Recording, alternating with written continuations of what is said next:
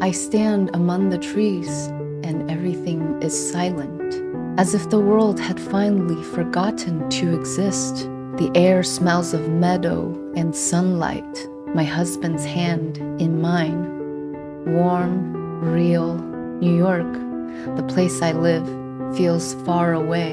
The noise, the lights, the rush, now just a memory. Here, in the meadow, everything is slower, softer, truer. As I look at the chapel, I feel I need nothing more, only this silence, this air, and the peace of no longer searching, because I found it.